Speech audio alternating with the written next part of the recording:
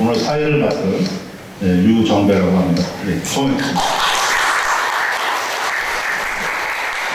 오늘 강원 유튜브 포럼 두 번째 순서인데 굉장히 주제가 묵직하고 또 우리가 처한 현실과 결부해 봤을 때 우리 이현은 교수님께서 제시하는 이런 해법 이런 것들이 상당히 실천적인 함의가 굉장히 크다고 그렇게 생각이 들었습니다.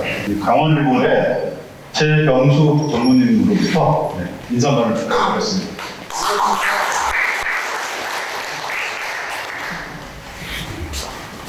저는 사실 인사말하는 스케줄이 없었는데 갑자기 시켜줘서 고맙습니다. 장관님. 민주재단 최은 이사장으로 저희 하광윤 이사장 저희 고등학교 친구입니다. 그래서 매일매일 가깝게 이렇게 지내고 있고요. 민주재단이 진짜 어려운 시절에 어두운 시절에도 계속 이렇게 좋은 일을 하고 또 사회를 위해서 많은 역할을 하고 있는 것에 대해서 같은 제 후배 또 친구로서 굉장히 감동을 많이 받고 있습니다. 그래서 앞으로도 제가 작은 힘이나마 우리 친구라든가 선배님들 위해서 봉사하도록 하겠습니다.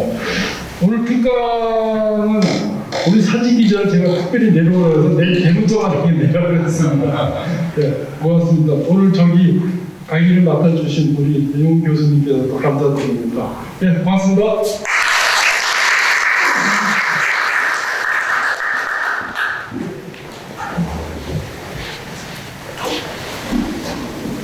네, 반갑습니다. 강원민주재단의 이사장을 맡고 있는 최윤입니다. 이렇게 바쁘신데 와주신 거에 대해서 감사드리고요. 특히 이 자리를 정말 젊게 만들어주신 강원대학교 후배 여러분들에게도 감사를 드립니다. 박수 한번 쳐야죠.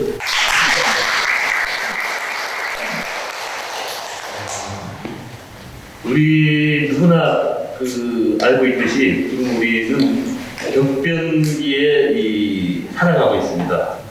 그렇기 때문에 이러한 상황에서 앞으로 우리는 어떻게 살아갈 것인가, 어떤 변화를 가져야 될 건가에 대한 이 길을 찾는 것이 대단히 중요하다고 생각하고요. 그런 의미에서 위기 속에서 길을 찾자, 이런 주제로 해서 저희들이 지금 포럼을 하고 있습니다. 오늘 모시는 이현은 교수님이 이제 두 번째로 하고요. 그 다음에 기후위기, 그 다음에 또 새로운 변화를 놓고 있는 강원특별자치도, 그리고 이제 남북관계, 이런 여러 가지를 앞으로도 계획을 하고 있습니다.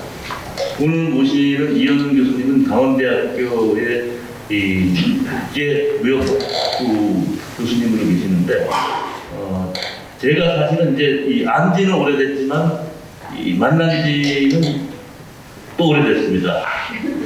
실제로 뵙고 난 다음에 시간을 따르면 한 20년이 됐어요. 근데 이제 페이스북을 통해서 그동안의 활동이라든가 책을 보고 정말로 이거는 앞으로 우리 사회가 나아갈 길 같다 고민하고 정말로 체계적으로 분석하시고 계시는구나. 그래서 우리도 이러한 귀한 말을 가지고 들었으면 좋겠다 그런 생각을 했습니다. 여기 나와 있는 4가지 유노멀과 제4의 길, 그 책 이전에 코로나 이후에 새로운 세계라는 책도 저술하셨는데, 정말로 외국의 이론을 번역한 것이 아니라 스스로가 모든 자료를 분석해서 우리나라의 실정에 맞게, 또 그것이 세계 속에서도 통할 수 있는 그러한 이론들을 만드셨습니다. 저는 어쨌든 오늘 말씀하시는 뉴노멀의 4가지 뉴노멀, 한마디로 기후위기, 고령화, 양극화, 디지털 혁명, 이 시대 속에서 우리는 어떠한 길을 가야 될 건가에 대한 제시하는 귀한 자리일 거고요. 특히 의미 있는 것은 이 책을 출판하시고 출판 기념회가 아직 없었습니다. 그래서 오늘 이 자리가 준비됐던 건 아니지만 이현은 교수님의 이 책 출판 기념회 자리도 됐으면 좋겠습니다. 고맙습니다. 네, 안녕하세요. 방금 소개받은 강원대학교 국제문학과 이은입니다. 인사드리겠습니다. 오늘 이렇게 특별히 강원 민주재단에서 하는 포럼에 저를 초청해 주셔서 정말 감사합니다. 처음 초청 받았을 때 제가 제목을 보고 굉장히 놀랐고 또 굉장히 기분이 좋았습니다. 좀 전에 우리 최윤 이사장님께서 친히 말씀을 하셨는데 오늘 주제가 위기 속의 길을 묻다거든요. 그래서 제가 오늘 말씀드리려고 하는 네 가지 뉴 노멀이 사실 그 위기라는 사실을 제가 낱낱이 여러분들께 말씀드리려고 하고 그 네 가지 위기 요인들이 우리 인류 역사상 어떤 의미를 갖고 있는지 또 우리 경제학적인 측면에서 또 어떤 의미를 갖고 있는지 이 네 가지가 또 서로 어떻게 연계가 되고 있는지 그래서 우리 미래에 어떤 과연 재앙을 가져올 수도 있겠는지에 대해서 우선 말씀을 드리고 이러한 위기 또는 위험 요인을 우리가 어떻게 극복해서 새로운 길로 나아야 될 것인지 그래서 여기 지금 제목에 나와 있는 것처럼 길을 묻는다고 말씀하셨는데 저는 용감하게 제4의 길이 우리가 가는 길이다, 가야 될 길이다 이렇게 제가 오늘 말씀을 드리려고 합니다. 제가 그래서 너무 기뻤고요. 좀 전에 소개해 주신 것처럼 저는 이제 우리 강원대학교 국제문학과 교수로 이제 재직 중이고 그리고 또 우리 강원도가 UN 헤비타하고 공동으로 설립해서 현재 운영하고 있는 국제 연수 기관이 있습니다. 국제 도시훈련센터, 인터내셔널 어반 트레이닝 센터의 원장으로 있습니다. 거기서 주로 하는 일이 개도 공무원들을 초청해서 주로 단기 연수를 합니다. 엘리트 공무원 초청해서 연수를 하는데 오늘 여러분들과 나누는 이러한 얘기를 많이 해요.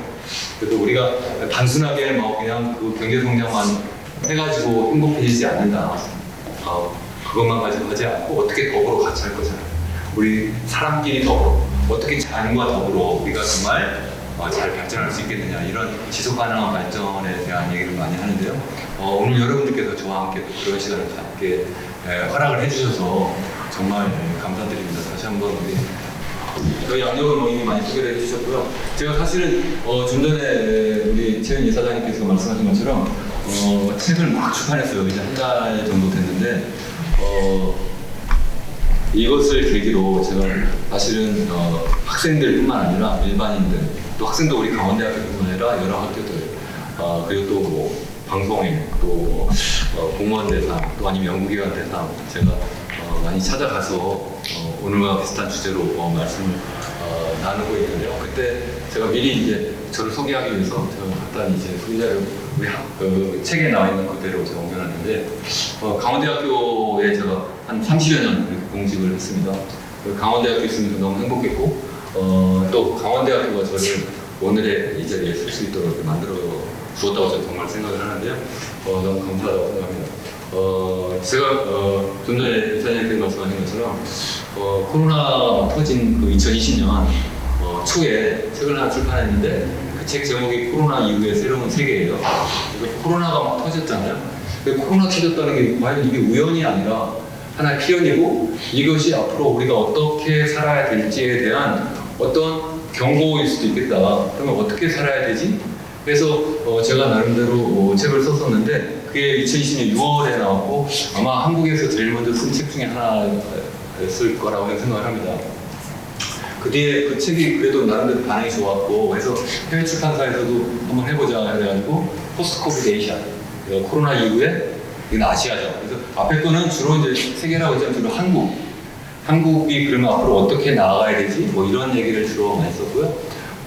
두 번째 영문책은 주로 이 아시아가 그러면 왜냐면 이게 공저자가 ADB 아시아 개발은행에 일하는 한국인 경제학 박사인데요. 같이 쓴 책인데 아시아는 어떻게 해야 되지? 뭐 이런 얘기입니다. 그 이후에 제가 계속 고민을 했는데 이번에 이번 달에 출판한 책은 예정된 미래라고 했고 부제는 네 가지 미운 노멀과 제4에게 이렇게 해서 이것은 뭐 한국을 넘어서 아시아도 넘어서 전 세계 인류가 과연 현재 어떤 문제에 봉착하고 있는가 그것도 그냥 단순하게 현재만 이렇게 단면적으로 보는 것이 아니라 우리 호모사피엔스의 30만 년 역사에서 봤을 때 현재 우리가 당면하고 있는 네 가지 뉴 노멀이라고 하는 것이 과연 무엇이고 이것이 과연 어떤 의미를 갖는지, 그래서 우리가 앞으로 어떻게 해야 될지를 나름대로 고민을 해보는 것이라고 저는 과감하게 생각을 하고요. 그래서 적어도 현재 우리가 걸어온 길로서는 되지 않는다. 왜냐하면 제가 설명을 드리겠지만 여기서 얘기한 네 가지 뉴 노멀이 우리 호모사피엔스 30만 년 역사상 처음 겪는 그러한 일들이고, 그리고 또 그 새로 우리가 지금 현재 지고 있는 네 가지 뉴 노멀을 사실은 우리 인간이 다 만든 거예요.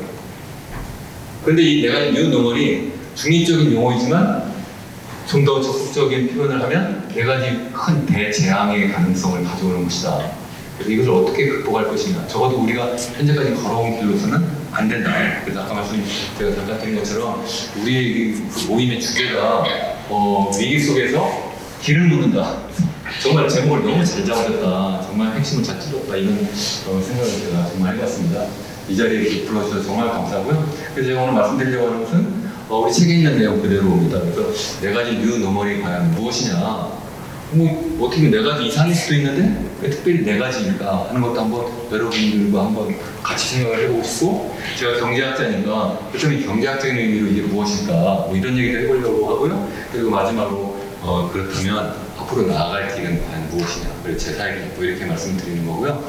여러분들께서 다들 뭐 식사하시고 피곤하시고 오늘 하루 종일 힘든 그런 또 시간을 보내실 수도 있어서 두 번째는 생략을 하고 첫 번째 말씀드리고 세 번째 주제로 바로 이렇게 넘어가는 방식으로 하겠습니다. 제가 듣기는 1시간만 내지 2시간 정도 시간이 있다고 하셨는데 1시간 말씀하셔서 제가 아니 1시간 반이요. 1시간 반 정도 해도 될까요? 혹시 여러분들께서 더 하자고 그러면 저는 뭐 계속 갑니다. 사실 이거 뭐 짧게는 사실은 뭐 30분 안 해도 사실은 요약할 수도 있고 1시간 할 수도 있고 2시간, 3시간 뭐 사실은 제가 여러분에게 오늘 특별히 이제 우리 강원도에 사실은 정말 뜻 있는 분들과 같이 시간을 함께해서 정말 개인적으로 굉장히 마음도 편하면서 기쁩니다. 다른 지역에 가면 그때그때 느낌이 상당히 다르거든요. 오늘 아주 특별히 제가 감사한 그런 기분으로 여러분들과 같이 시간을 가지려고 합니다. 그래서 네 가지 뉴 노멀은 우리 이사장님께서 말씀하신 것처럼 크게 네 가지. 첫 번째는 호모사피엔스 진화 뭐 이렇게 했습니다. 사실은 디지털 사회로의 전환 뭐 이렇게 말을 바꿔도 되는데 좀 더 뭔가 좀 쉽게 와닿을 수 있도록 우리 호모사피엔스가 새로운 어떤 진화를 하고 있다. 이게 무슨 뜻인지 좀 이따 제가 말씀을 드리고요. 두 번째는 노인 사회로의 전환, 세 번째 사회 양극화를 제가 설계라고 하는 이름으로 제목을 잡아봤습니다. 그리고 이제 네 번째, 벌써 문자가 나왔네요. 네 번째는 인류세라고 했는데 기후 위기, 환경 생태 위기 뭐 이런 문제에 대해서 생각을 해보도록 하겠습니다. 우선 첫 번째 호모사피엔스의 진화에 대해 생각해볼까요? 좀 전에 말씀드린 것처럼 우리 호모사피엔스 현생 인류는 이 지구상에 태어난 지가 한 30만 년 정도 된다고 합니다. 아프리카, 그중에서 동부 아프리카에 처음 출현했다고 하는데 사실은 우리 현생 인류 호모사피엔스 이전에도 인류의 조상이 있었죠. 뭐 250만 년 전에 오스트랄로피테쿠스라고 하는 그러한 우리의 조상이 지구상에 태어났다고 합니다. 그런데 대부분 다 수십만 년, 또 짧게 수만 년 있다가 사라지고 그러다가 지금까지 남아있는 것은 호모사피엔스라고 하는데 이 호모사피엔스가 30만 년 동안 거의 뭐 변화 없이 그냥 호모사피엔스 그 자체로 뭐 그 말을 표현한다면 지혜로운 인간 뭐 이런 뜻이라고 하는데 어쨌든 처음 출현한 때부터 시작해서 얼마 전까지는 거의 그 상태로 존재하다가 요즘에 와서 어떤 새로운 종으로 진화하고 있는 것이 아닌가 저는 그렇게 생각을 하고요. 그게 바로 뭐냐? 디지털 휴먼, 호모 디지털로 전환하고 있다. 그렇게 되는 이유는 우리 사회가 디지털 사회로 변화하고 있기 때문에. 그 얘기는 무슨 얘기냐면 우리 현실 사회, 우리가 보통 30만 년 동안 한 것은 다 뭐냐면 현실 세계에서 활동한 거였어요. 현실 세계에서 자고 현실 세계에서 밥 먹고 일하고 공부하고 그리고 오락을 하면서 이렇게 살았죠. 그런데 얼마 전부터 우리 인간이 이런 현실 세계에서 가상 세계로 이전을 해 나가는 거죠. 이주를 하면서 우리가 디지털 휴먼으로 이렇게 변화하고 있다. 이렇게 제가 말씀을 드릴 수 있겠습니다. 그래서 제가 우리 30만 년 역사를 볼 때 정말 울트라 메가 혁명. 이게 정말 획기적인 혁명이라고 하면 뭐가 있을까? 한 세 가지를 제가 생각해봤습니다. 이거 울트라 혁명도 아니고 울트라 메가 혁명이다. 요즘 여러분들 전 세계적으로 인플레이션이 굉장히 지금 심각한 상황이다. 이런 얘기 많이 여러분들도 알고 계실 거고요. 그래서 지금 뭐 미국의 연준부터 그리고 전 세계 주요 국가들이 중앙은행에서 주도해서 기준 금리를 다 올리고 있죠. 그래서 보통 뭐 0.25%포인트 정도 이렇게 올리는 것이 일반적인데, 그걸 보통 뭐 베이비 스텝이라고 하고, 그거보다 좀 더 올려서 0.5%포인트 올리면 뭐 빅 스텝, 그러다가 뭐 0.75 올리면 자이언트 스텝, 1%포인트 올리면 울트라 스텝, 뭐 이런 얘기 한다고 하잖아요. 그 울트라, 괜히 크다고 하는데 그것도 부족해서 제가 메가를 써놓습니다. 울트라 정도의 혁명이 아니라 울트라 메가 혁명이다. 획기적인 혁명이다. 그동안 많은 혁명적인 그런 사건이 있었는데 특별히 얘는 정말 울트라 메가하다. 왜 그러냐면 한번 생각해 보시자고요. 첫 번째, 농업혁명이 있는데요. 이 농업혁명이 한 10,000년 전에 있었고, 그것을 우리가 신석기 혁명이라고 하고요. 두 번째는 18세기 중엽에 유럽에서 시작됐던 산업혁명. 세 번째는 최근 20세기 후반부터 시작했던 그러한 디지털 혁명이라고 볼 수 있어요. 여기 보시면 산업혁명 1, 2차, 아래는 3, 4차 이렇게 써놨는데 이 두 개를 다 묶어가지고 그냥 하나로 많이 얘기합니다. 그렇지만 저는 아니다. 그 아닌 이유를 제가 이렇게 말씀을 드리려고 해요. 우선 첫 번째로 우리 그 농업혁명 한번 생각해볼까요? 몇 가지 특징이 있죠. 29만 년 동안 우리가 살아가는 방식은 바로 뭐냐면 수렵하고 그리고 채집하는 그런 방식입니다. 주로 떠돌면서. 그리고 잠은 동굴에서. 그리고 혈거인이라고도 했죠. 떠돌이 생활을 했습니다. 그래서 사냥하고 그리고 채집해서 우리가 먹고 살았습니다. 그렇게 무려 29만 년을 사는 거예요. 그런데 어느 순간 한 곳에 모여서 농사를 짓기 시작하고 도시를 만들고 문명을 만들기 시작한 거예요. 왜 그렇게 됐을까요? 갑자기 그때 사람들이 뭐 지식이 확 늘어났을까요? 지혜가 갑자기 확 튀었을까요? 그것보다는 그 이전까지 우리 지구의 기후가 소위 빙하기 중에서도 빙기였어요. 빙하기도 그 속에 이제 아주 추운 기간이 있고 좀 덜 추운 기간, 빙기, 간빙기 뭐 이렇게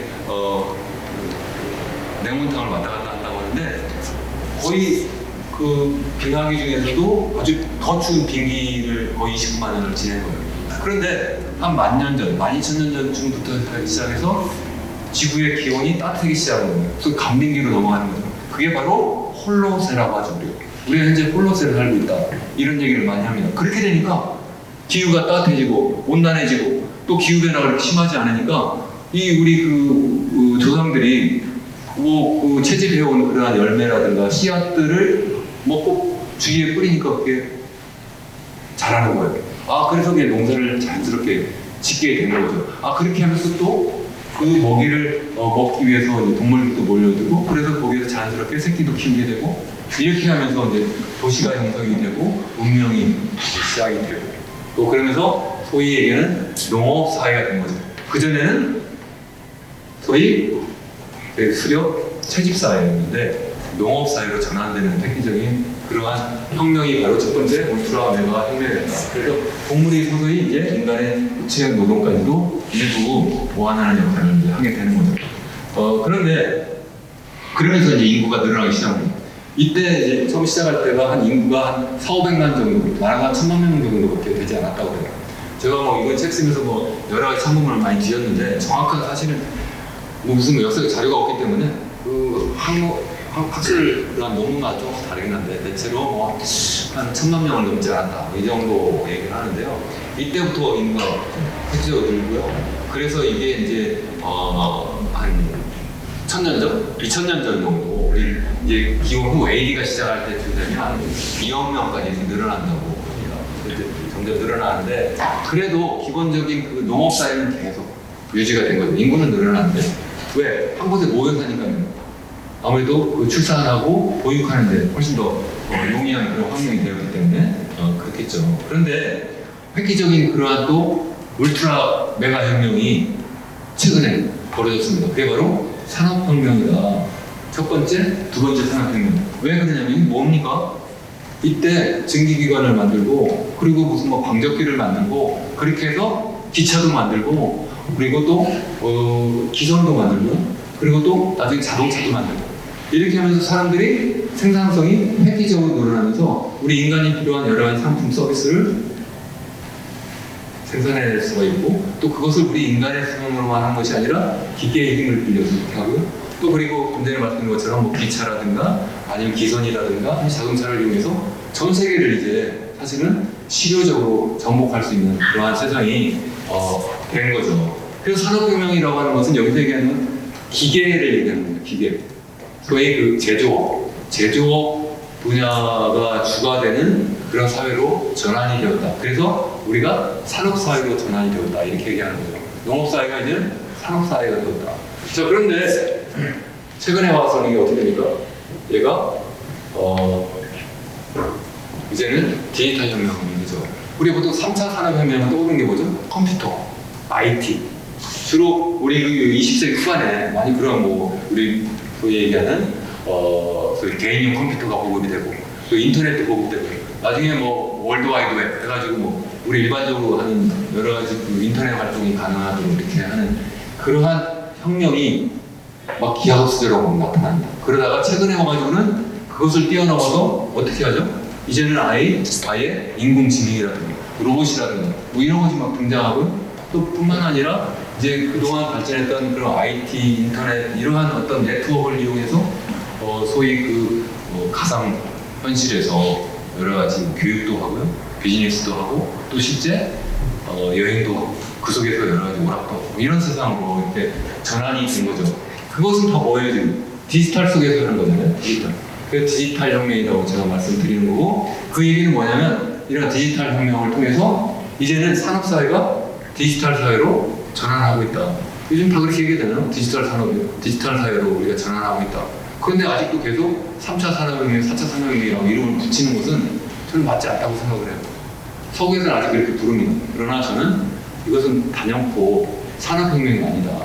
디지털 혁명이다. 저는 그렇게 말씀을 드리는 거고요. 특히 제가 여기 뭐 몇 가지 뭐 키워드를 넣었는데 뭐 초고속 인터넷이라든가 스마트폰이라든가 뭐 인공지능, 로봇, 빅데이터, 뭐 인터넷 오브 띵스니까 뭐 사물 인터넷이라든가 클라우드 컴퓨팅 이런 거 아마 여러분들 다 이제 익숙해지셨잖아요. 여러분들 다 100세 이상 사실 거기 때문에 여기 내가 좀 나이가 많다 해도 이런 거 모르면 나중에 큰일 납니다. 제가 나중에 그 설국열차 말씀드릴 텐데 잘못하면 설국열차에 뒷칸에 계셔요. 그래서 이런 거 다 여러분들 아셔야 된다 그렇게 생각을 하는데 아무튼 획기적인 몇 가지 사건인데 제가 첫 번째는 이 소위 얘기할 스마트폰의 등장이라고 생각합니다. 한 15년 전이에요. 얼마 되지도 않았어요. 이 스티브 잡스가 스마트폰 아이폰을 만들면서 그때 했던 얘기가 많이 있어버려요. 이 조그만 기계가 여러분이 생각하고 행동하고 말하는 모든 삶의 방식을 다 바꿀 거다. 저는 그게 무슨 뜻인지 몰랐어요. 지금 실제 그렇죠. 여러분 손에 쥐고 있는 아니 여러분 주머니에 있는 이 조그만 스마트폰이 사실은 30년 전, 40년 전에 소위 IBM 대형 컴퓨터 이 방을 채우도 모자랄 그 대형 컴퓨터보다 성능이 10,000배 이상 좋단 말이에요. 가격은 1000분의 1도 안 된다. 그런 것을 여러분 다 갖고 있고 그 울트라 슈퍼 메가 컴퓨터가 서로 연결되어 있어요. 우리는 이미 슈퍼맨이 된 거나 마찬가지라는 거죠. 그런 의미에서. 그러니까 만약에 10만 년 전에 우리 선조가 지금 딱 와서 우리를 보면 이건 정말 신이에요. 우리 신이다. 그래서 우리 여러분 사피엔스를 저술한 유발 하라리 같은 그러한 역사학자는 우리가 신이 되었다. 호모 디우스. 여기서 얘기하는 디우스라는 게 신이다. 신이 되고 있다. 이런 얘기까지 하는 거예요.